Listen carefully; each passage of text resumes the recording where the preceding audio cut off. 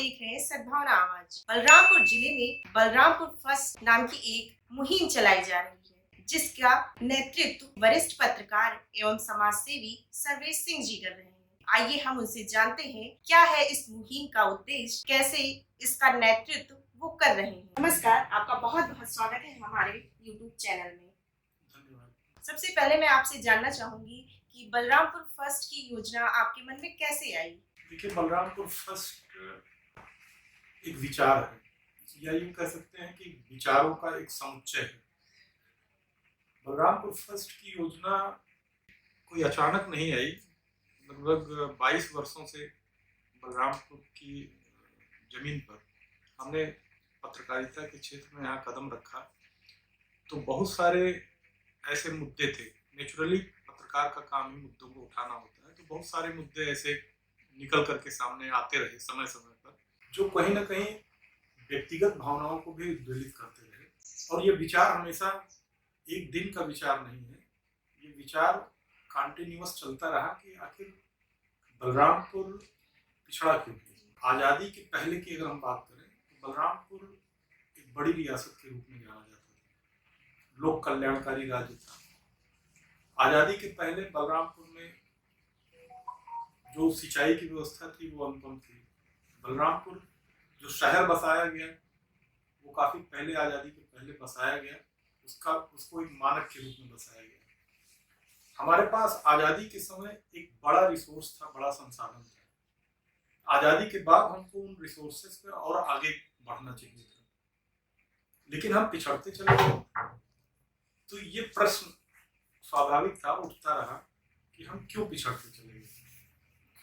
हमारे पास शिक्षा के संसाधन थे। जब कहीं बड़े बड़े विद्यालय नहीं होते थे तो हमारे पास विद्यालय था, हमारे पास महाविद्यालय था, जिसे ऑक्सफोर्ड ऑफ तराई कहते हैं। और शायद उत्तर प्रदेश के लोग, बलरामपुर के लोग या इस देश के लोग नहीं जानते होंगे कि बलरामपुर ने जो उत्तर प्रदेश की पहली डिस्पेंसरी खोली, पूरे उत्तर प्रदेश में पहली डिस्पेंसरी आज़ादी के पहले खोली गई थी, जिसे आज बलरामपुर हॉस्पिटल के नाम से जाना जाता है, लखनऊ का एक बड़ा चिकित्सालय। तो बलरामपुर उस पायदान पे खड़ा हुआ था आज के 75-80 साल पहले। आज क्या हुआ, जब हमको और आगे बढ़ना चाहिए था और हम पिछड़ते चले गए। तो ये तमाम तरह के प्रश्न जब दिमाग में उठते रहे, लोगों से चर्चा होती रही, जो समाज के बुद्धिजीवी लोग हैं उनसे चर्चा होती रही, जो यहाँ का पिछड़ापन देखा गया, तो क्यों और कैसे प्रश्न अटकता था कि अगर पिछड़े हैं तो क्यों पिछड़े हैं और कैसे पिछड़े हैं। अगर लोग आगे निकल गए तो वो कैसे आगे निकल गए और क्यों आगे निकल गए, क्या उनके पास था जो हमारे पास नहीं था, हम क्यों पिछड़े। तो इन्हीं सब प्रश्नों का समझ लीजिए कि जब प्रश्न बढ़ते गए तो वो बलरामपुर फर्स्ट के रूप में उसका उत्तर मिला। फर्स्ट शब्द संभवतः इसीलिए जोड़ा गया कि बलरामपुर सब कुछ होते हुए भी हम अपने बलरामपुर पर आत्मगौरव की अनुभूति नहीं कर पा रहे हैं। हम अपने बलरामपुर को आगे ले जाने की सोच को विकसित नहीं कर पा रहे हैं। तो ये एक मुहिम शुरू की गई, एक विचार आया, एक टीम बनी। तो इस पर ये फर्स्ट की जो अवधारणा आई, बलरामपुर फर्स्ट, तो फर्स्ट कोई हमारा प्रतिस्पर्धात्मक शब्द नहीं है कि हमें फर्स्ट आना है। फर्स्ट आने का मतलब यह है कि हमारी प्राथमिकताएं क्या हैं, हम किन प्राथमिकताओं पर अपने आप को सामने ला करके समाज के रखें। क्योंकि अंग्रेजी में एक कहावत है कि what we think is important rather than what we do. और ये कहावत अंग्रेजी में नहीं है, ये हमारे जो पुराने ग्रंथ हैं उन्हीं में से निकल करके जब उसको इंग्लिश में कन्वर्ट कर दिया गया तो वो महत्वपूर्ण हो गई। तो ये कुल मिलाकर के हमारे सोच पर निर्भर करता है कि हमारी सोच पिछड़ी हुई थी। हम कर्म उतना महत्वपूर्ण तो होता ही है, लेकिन उससे ज्यादा महत्वपूर्ण सोच होती है। बलरामपुर फर्स्ट आपने इसलिए रखा कि इस सोच को कैसे विकसित करें, अपनी बात को किस तरह हम प्रेजेंट कर सकते हैं। जैसे कि पिछड़ा कहा जाता है, बहुत सारी चीजें यहाँ होने के बावजूद काम नहीं हो पाए। बिल्कुल बिल्कुल। तो आपके मन में ऐसी चेष्टा रही होगी जिससे आपने बलरामपुर फर्स्ट को प्रेजेंट किया है, उसमें आप क्या दिखाना चाहते हैं लोगों को कि जैसे पिछला आपने एक मुहिम चलाया विश्वविद्यालय को लेकर, वो विद्यालय भी बलरामपुर को मिला जो बहुत गौरव की बात है, क्योंकि यहाँ ऑक्सफोर्ड यूनिवर्सिटी कहा जाता था लेकिन यूनिवर्सिटी नहीं बन पाई और शिक्षा भी नहीं उतनी अच्छी है जैसा मुझे लगता है कि रियासत तो बहुत थी लेकिन काम नहीं हुए। तो बलरामपुर फर्स्ट से आप लोगों में क्या उद्देश्य देना चाहते हैं जिससे नागरिक आपसे जुड़ सकें, इसके पीछे इस मुहिम में आपका सहयोग दे सकें?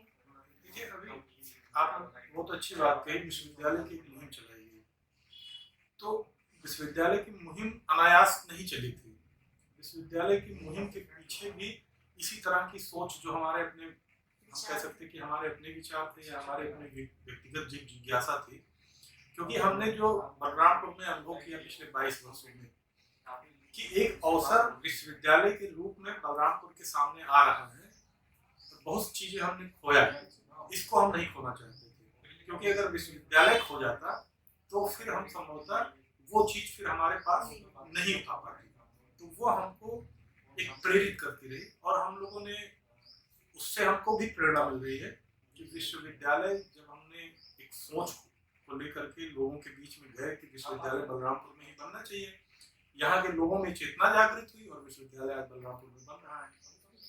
तो हमको इस सोच को एक चेतना के रूप में सामने लाना है। तो बलरामपुर फर्स्ट, उसी के बाद से हम लोगों ने सोचा कि अगर विश्वविद्यालय बलरामपुर में बन रहा है तो शिक्षा के क्षेत्र में एक बड़ी उपलब्धि हम लोगों ने हासिल की। अब उसको धरातल पर लाना और यहाँ के लोगों को की सोच को, हम ये कह सकते हैं कि बलरामपुर के लोगों की जो सामूहिक सोच है, ये कलेक्टिव अप्रोच होना चाहिए। तो वो कलेक्टिव अप्रोच को एक मंच प्रदान करता है बलरामपुर फर्स्ट। वो किसी एक व्यक्तिगत बिंदु पर नहीं, ये तो समुद्र की जैसा है कि बूंद के जैसे जितने भी विचार इसमें आएंगे सब समाहित होंगे। तो बलरामपुर फर्स्ट एक ऐसी अवधारणा है जो, जिसका अगर हम विचार करें तो, अगर हम यहाँ पर देखते हैं कि सामाजिक, आर्थिक, शैक्षिक दृष्टि से हम कितना पिछड़े हुए थे या हमारी स्थिति क्या थी, हम जब बलरामपुर फर्स्ट की बात करते हैं तो हम ये देखते हैं कि आर्थिक रूप से या राजनीतिक रूप से, भौगोलिक दृष्टिकोण से, और एक बहुत महत्वपूर्ण बिंदु ये भी है कि हम दार्शनिक दृष्टिकोण से भी अगर इसको देखें कि बलरामपुर की पृष्ठभूमि क्या रही है, तो सब कुछ है हमारे पास, लेकिन सोच नहीं थी। इसके बावजूद हम पिछड़ते गए क्योंकि हमारे पास सोच नहीं थी। हमारे पास कोई ऐसा मंच नहीं था, कोई ऐसी सिविल सोसाइटी नहीं थी कि हम अपने विचारों को आगे उसको व्यक्त कर सके और उसको एक दिशा दे सके। दूसरी एक जो सबसे दुर्भाग्यपूर्ण चीज हमने बलरामपुर में देखी कि यहाँ से बौद्धिकता का पलायन। ऐसा नहीं था कि बलरामपुर में प्रतिभाएं नहीं थी या नहीं हैं। बलरामपुर में प्रतिभाएं तब भी थी, बलरामपुर में प्रतिभाएं आज भी हैं, और मैं समझता हूँ कि बलरामपुर में किसी और जो अगले क्षेत्र से ज्यादा प्रतिभाएं हैं, कम नहीं है। लेकिन एक तो उनको अवसर नहीं मिल पाता, दूसरा अगर जिनको अवसर मिल गया, जो बलरामपुर से निकल गए, वो फिर बलरामपुर की तरफ वापस नहीं आते। तो बलरामपुर फर्स्ट का विचार यहीं से निकला कि हम कहीं भी हों, किसी भी बिंदु पर बैठे हुए हों, अगर हम बलरामपुर हमारी धरोहर है, बलरामपुर से हम निकल करके गए हैं, तो कम से कम एक सॉफ्ट कॉर्नर बलरामपुर के लिए होना चाहिए। और बलरामपुर फर्स्ट, जब हम प्राथमिकता की बात करें तो बलरामपुर को हम प्राथमिकता दें। अगर हम सक्षम हैं उस दृष्टिकोण से तो हमें बलरामपुर पर विचार करना चाहिए। और जब तक बौद्धिकता यहाँ पर नहीं आएगी या बौद्धिक पलायन नहीं रुकेगा, तब तक बलरामपुर की सोच नहीं बदल सकती। तो जो ये मुहिम चल रही है बलरामपुर फर्स्ट की, वो बलरामपुर के सोच को आगे बढ़ाने के लिए और अपने सोच पर आत्मगौरव की अनुभूति करने के लिए ये चल रही है, क्योंकि हमारे पास रिसोर्सेज बहुत हैं।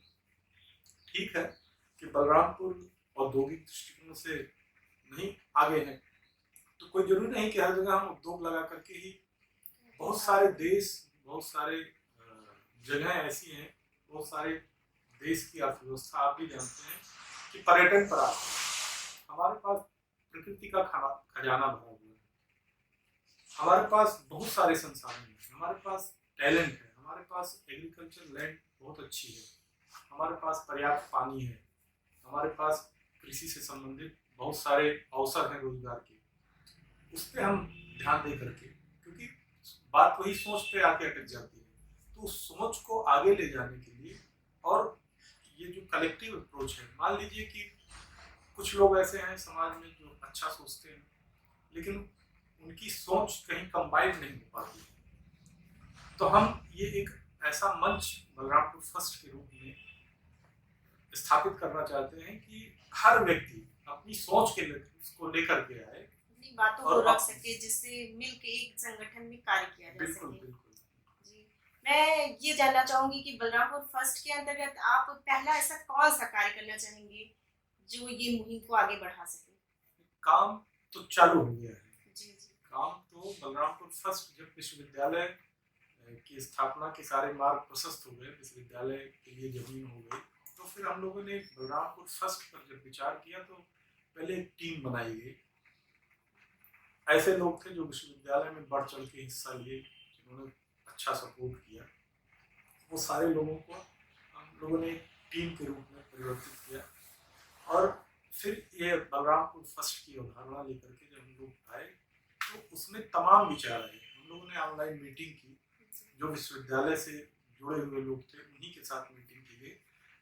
तो जब बलरामपुर फर्स्ट की अवधारणा आई तो उन्हीं सबके प्रयास से ये हुआ कि कुछ ऐसे मुद्दे जो बलरामपुर के विकास में महत्वपूर्ण भूमिका अदा कर सकते हैं, तो उनको हम लोग उठाना चाहिए।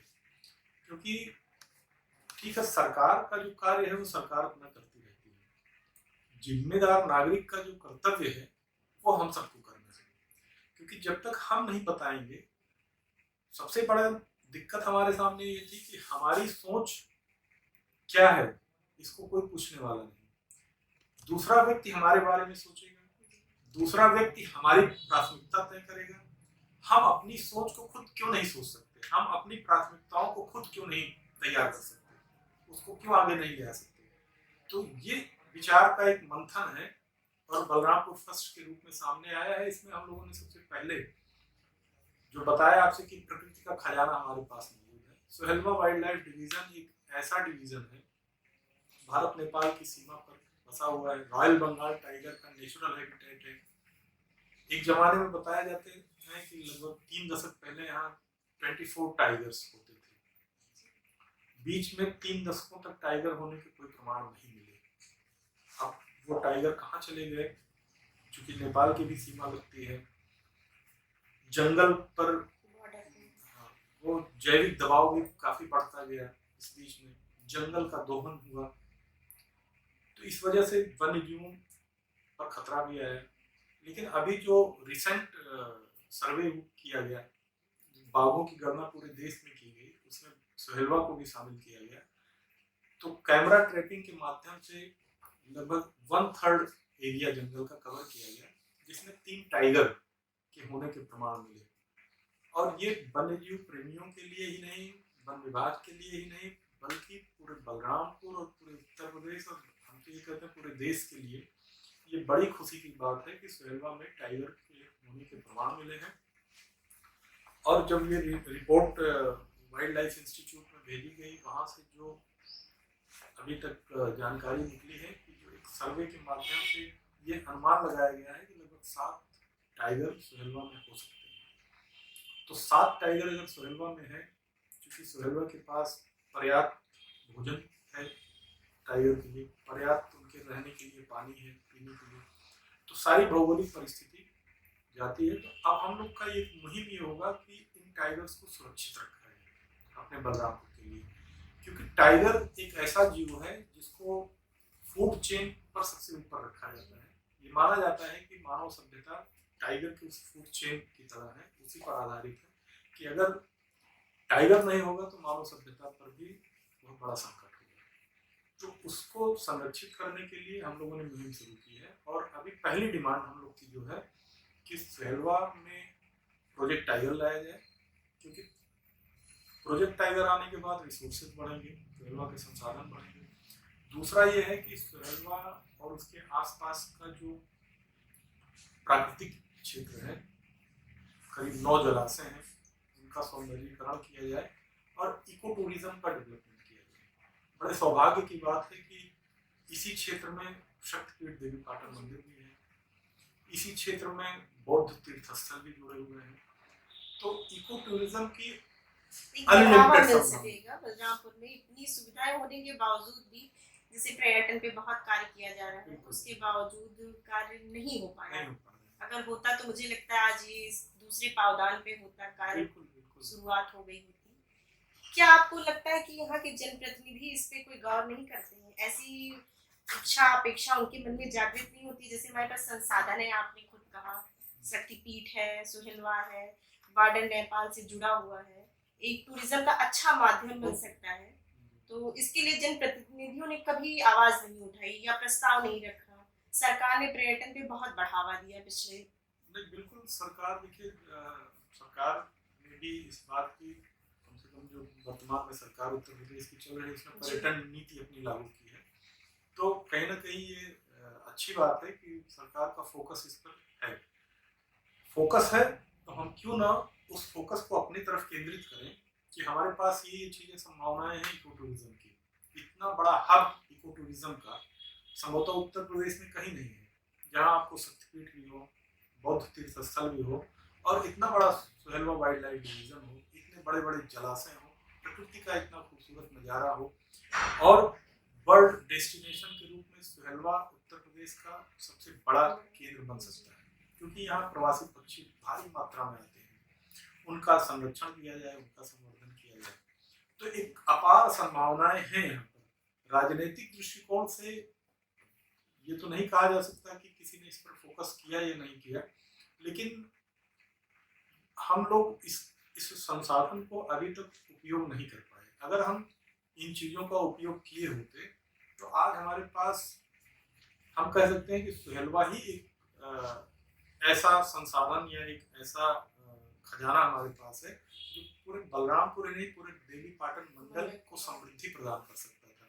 इकोनॉमी में अच्छा अपनी भूमिका अदा कर सकता था। क्योंकि छोटे छोटे देश, तमाम आइसलैंड हैं जो सिर्फ और सिर्फ पर्यटन पर हैं, बहुत समृद्ध हैं। हमारे पास इतना सब कुछ होते हुए भी हम उसको कैश नहीं कर पा रहे हैं, तो ये हमारा दुर्भाग्य है। और इसी दुर्भाग्य को खत्म करने के लिए हम लोग एक इस तरह का मंच तैयार किए हैं कि इस पर आगे बढ़ा जाए, तो चेतना जागृत हो। कम से कम जो व्यक्ति वहां तक सोच नहीं सकता, उसकी सोच अपनी पहुंचे। जो व्यक्ति उसके आगे तक सोच सकता है, वो भी उस मंच को माध्यम बना करके अपनी सोच को आगे तक ले जाए, जिससे कि राजनीतिक चेतना, जब पब्लिक जागरूक होगी, जब बलरामपुर की जनता जागरूक हो जाएगी, तो राजनीतिक व्यक्तित्व खुद जागृत हो जाएगा, समाज जागृत हो जाएगा, तो सब कुछ जागृत हो जाएगा। तो कम से कम हमको, हमारे पास जो है उसको लेकर के हम आगे बढ़ेंगे, तो हमारे निश्चित रूप से जो हमारे रिसोर्सेज हैं वो डेवलप होंगे। जो एक आकांक्षी जिले का टैग लगा हुआ है कि देश के 115 जिलों में, उसमें भी हम सबसे पिछड़े हुए हैं। आप विश्वास नहीं करेंगे, बलरामपुर एक ऐसा जिला है पूरे उत्तर प्रदेश में, अगर आकांक्षी जिला है तो ये नेचुरली कि उत्तर प्रदेश में, पूरे देश में, जहाँ हायर एजुकेशन में जाने वाले, इंटर पास के बाद यानी ग्रेजुएशन में जाने वाले लोगों सबसे कम रेशियो है। मात्र 12 या 16% लोग हैं जो हायर एजुकेशन में जा पाते हैं। क्यों ऐसा हुआ? जबकि हमारे पास इतना बड़ा महाविद्यालय था, बाहर से लोग आए, पढ़ के चले गए और आज देश और दुनिया में अपना नाम कर रहे हैं। बलरामपुर के लोग क्यों नहीं उससे अपने को जोड़ पाए? क्योंकि वो चेतना यहाँ के लोगों में न जागृत की गई, न जागृत हो पाई, या न ऐसा कोई मंच मिला, या न ऐसे लोग कोई समाज में निकल करके आगे आए जो बलरामपुर के लोगों के बीच में, बलरामपुर की जनता या जनमानस में इस तरह की चेतना जागृत करें। तो हम लोग का यही प्रयास है कि जो हम लोग के पास अपने, अगर हम लोग बाहर से ही पढ़ के आए, तो जो बुद्धि, जो विवेक, जो ज्ञान हमने हासिल किया, उसका लाभ समाज को मिलना चाहिए। और बलरामपुर जैसा समाज और बलरामपुर जैसा क्षेत्र को इसकी ज़्यादा ज़रूरत है कि हम उसमें आगे बढ़ें, अपनी सोच को आगे बढ़ाएं और एक ऐसा मंच तैयार करें जिसमें जिसको कह सकते हैं कि चाहे उसको आप सिविल सोसाइटी का नाम दे दीजिए, चाहे वो बलरामपुर के एक कलेक्टिव लोगों की सामूहिकता के लोगों की कलेक्टिव अप्रोच की बात कर लीजिए। कुल मिलाकर के यही है कि बलरामपुर आगे बढ़े, बलरामपुर विकसित हो, और एक थीम जैसे कहा जा रहा है 2047 तक का एक टारगेट देश को लेकर के चला जा रहा है कि विकसित भारत का संकल्प। तो यह बलरामपुर फर्स्ट एक संकल्प भी है कि 2047 में जब भारत विकसित हो देश, उस समय विकसित बलरामपुर विकसित भारत के विकास में एक बड़ी कड़ी के रूप में शामिल किया जाए। तो वो बलरामपुर को हम उस स्टेज पर लेके जाना चाहते हैं जहां विकसित भारत में एक विकसित बलरामपुर हो। तो ये बलरामपुर फर्स्ट की परिकल्पना है। जी, जैसा कि आपने कहा कि मेरा एक संगठन है जिसमें कुछ लोग हैं, उनके विचार को आप रखते हैं, सुनते हैं, उसके बाद उन पर विचार करके उस पर आप काम करना चाहते हैं, जिससे लोगों का सहयोग आपके साथ होता है। इस संगठन में ऐसा है कि कुछ लोग हैं या हर बलरामपुर का नागरिक आपका सहयोग करने में सक्षम है? देखिए, बताया ना कि ये समुद्र है, पूरे बलरामपुर की जो 28-30 लाख की आबादी है, सब इसका हिस्सा है। हर व्यक्ति स्वतंत्र है। यही तो हम चाहते हैं कि हमारी सोच की स्वतंत्रता भी हो। हम अगर कुछ अभिव्यक्ति करना चाहते हैं तो हम कहाँ जाएं? उसके लिए एक फोरम है, हर व्यक्ति इसका उसमें शामिल हो सकता है।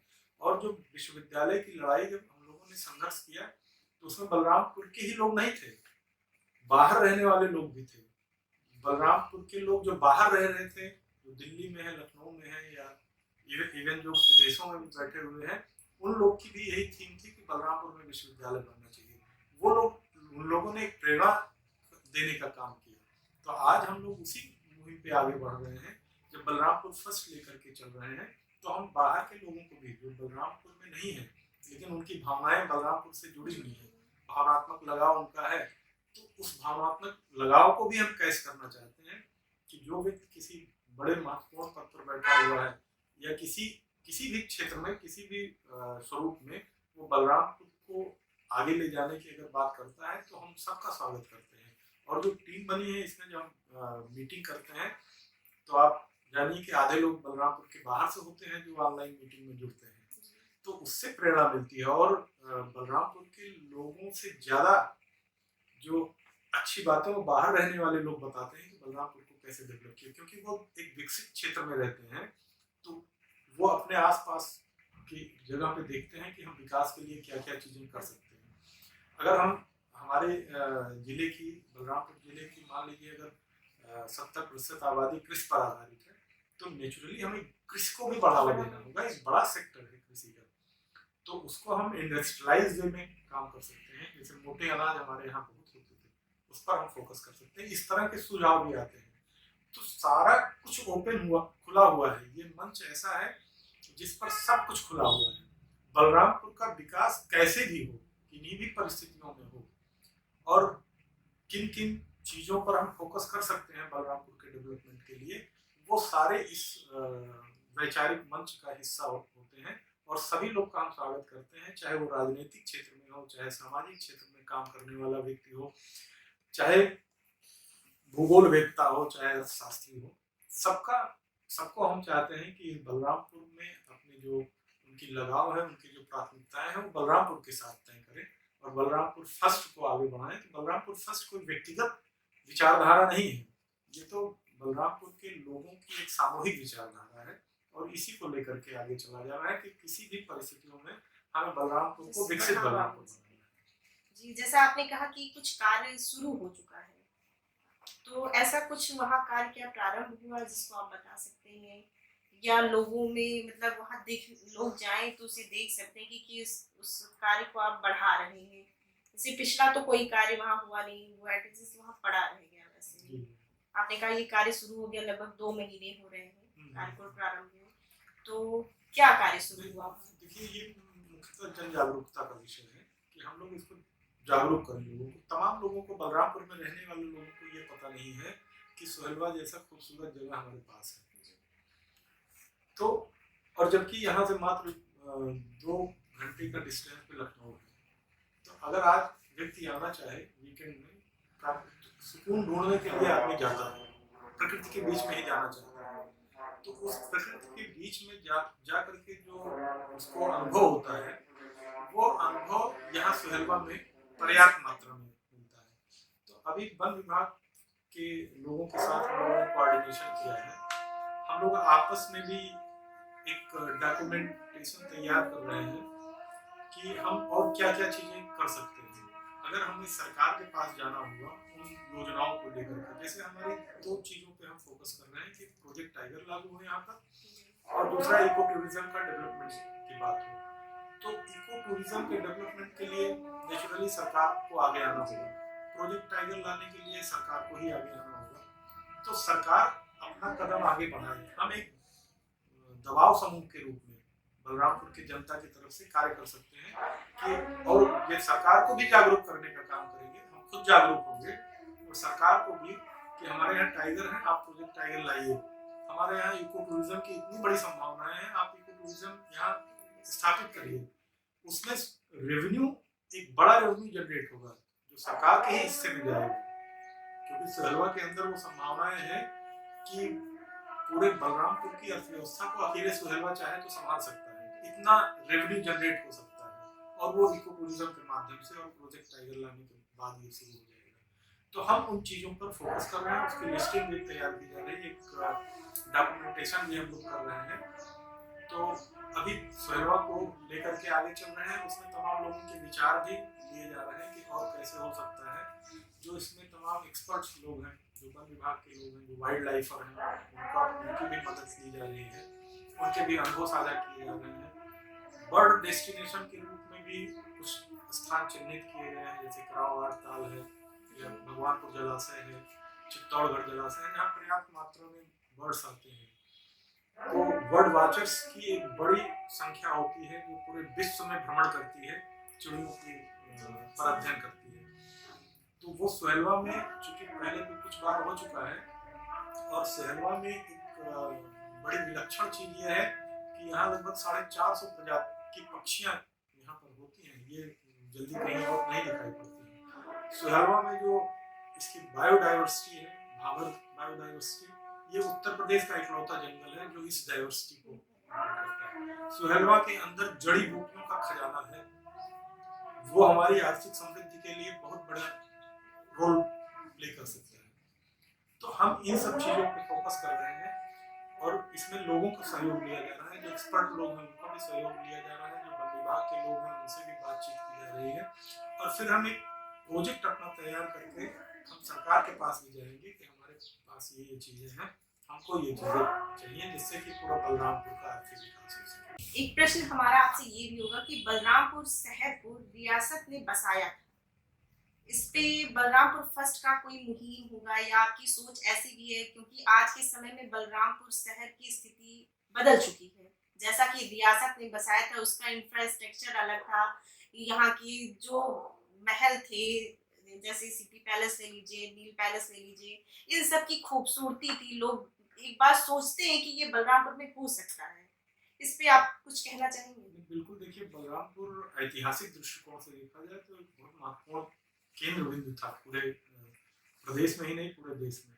बलरामपुर शहर बसाया गया, निश्चित रूप से बसाया गया था और इतना खूबसूरत शहर बसाया गया था। आप देख सकते हैं कि जो बीच बीच में जलाशय बनाए गए शहर के बीच बीच में, वो बलरामपुर की खूबसूरती को बयां करते हैं। बलरामपुर की सड़कें कितनी चौड़ी बनाई गई थी, बलरामपुर के जो मोहल्ले बसाए गए वो भी बहुत प्लान्ड वे में बसाए गए थे, बलरामपुर के जो महल बनाए गए वो भी अपने आप में अद्भुत थे। तो बलरामपुर का जो स्ट्रक्चर बनाया गया पूरा वो बहुत खूबसूरत था, लेकिन धीरे धीरे आबादी का दबाव बढ़ता गया, उस हिसाब से बलरामपुर का डेवलपमेंट नहीं हो पाया। तो ये दुर्भाग्यपूर्ण ही रहा कि हम आबादी जैसे जैसे बढ़ी, अगर हम उस तरह से अपने बलरामपुर को और ज़्यादा विकसित किए होते तो शायद बलरामपुर आज देश के सबसे खूबसूरत शहरों में से एक होता। तो बलरामपुर फर्स्ट तो इस पर भी अपनी बात ही कहता है और लोगों को जागरूक करता है कि बलरामपुर जो विचारधारा है तो उसके साथ बलरामपुर भी जुड़ा हुआ है, फर्स्ट भी जुड़ा हुआ है। तो बलरामपुर फर्स्ट में सारी चीज़ें समाहित होती हैं, वो बलरामपुर की खूबसूरती से हो, बलरामपुर के इंफ्रास्ट्रक्चर से हो, बलरामपुर की आर्थिक समृद्धि से हो, बलरामपुर की सामाजिक प्रगति से हो, बलरामपुर की आर्थिक प्रगति से हो, ये पूरा एक कॉम्बिनेशन है जो बलरामपुर फर्स्ट की मुहिम में शामिल है और इसी को हम आगे लेकर के बढ़ेंगे बलरामपुर फर्स्ट के माध्यम से। जैसा कि आपने कहा कि हर मोहल्ले में इसका तालाब का संरक्षण करने का कोई उस टाइम में कुछ ऐसा खास विजन रहा होगा कि हर मोहल्ले में एक तालाब को बनाया गया था। बिल्कुल, देखिए जब पहले शहर बसते थे तो नदियों के किनारे बसते थे, पानी एक बहुत महत्वपूर्ण चीज होती थी, तो ये पानी के सोर्स थे, तो उसमें दोनों तरह से, एक तो वर्षा का जल है वो संरक्षित भी होता था जिससे हमारा वाटर लेवल बना रहता था, दूसरा उसी पानी का हम उपयोग भी करते थे पीने के लिए भी और अन्य चीजों के लिए। तो ये एक विजन था, मतलब जब बलरामपुर बसाया गया तो एक विजन के रूप में बसाया गया कि बलरामपुर इतना खूबसूरत रहेगा, हमेशा रहेगा। लेकिन दुर्भाग्य रहा कि जैसे जैसे आबादी बढ़ती गई फिर हम उसको उस तरह से डेवलप नहीं कर पाए जैसे होना चाहिए। हमारे तालाब जहाँ का पानी हम कभी पीते, जो बुजुर्ग बताते हैं कि तालाबों का पानी पिया जाता था, आज तो स्थिति ये है कि लोग बैठ नहीं सकते। तो ये सब चीजें, ये चेतना की बात है, जागृति की बात है, समाज को जागृत करने की बात है। हम अपने ही उन चीजों को अधिग्रहित किए दे रहे हैं, उन चीजों को नष्ट कर रहे हैं जो हमें आगे ले जा सकती है। तो इसीलिए हम लोग का ये जो है एक सोच ही है, इसीलिए कहते हैं ये बलरामपुर फर्स्ट विचार है कि हमारे पास जो चीजें हमको आगे बढ़ाने के लिए ले चाहिए, हमारे पास मौजूद है, उनको हम उस तरह से उपयोग करें, उन संसाधनों को उसी तरह से उपयोग करें जो हमारी सामाजिक, आर्थिक, सांस्कृतिक संस्कृति को आगे ले जाए। आपने देखा बलरामपुर फर्स्ट क्या था, वैचारिक मंच है जिसपे आप आकर अपनी भावना, अपने विवेक से अपने मन की बात को रख सकते हैं। ये मंच हर किसी के लिए खुला है जहाँ पे बलरामपुर को बढ़ावा मिल सकेगा। इसका संचालन हमारे वरिष्ठ पत्रकार सर्वेश सिंह जी कर रहे हैं, जिसमें आप अपना सहयोग करें, बलरामपुर को आगे बढ़ाएं और इस मुहिम को एक अच्छे मुकाम तक पहुंचाएं। अंकिता त्रिपाठी, सद्भावना आवाज, बलरामपुर।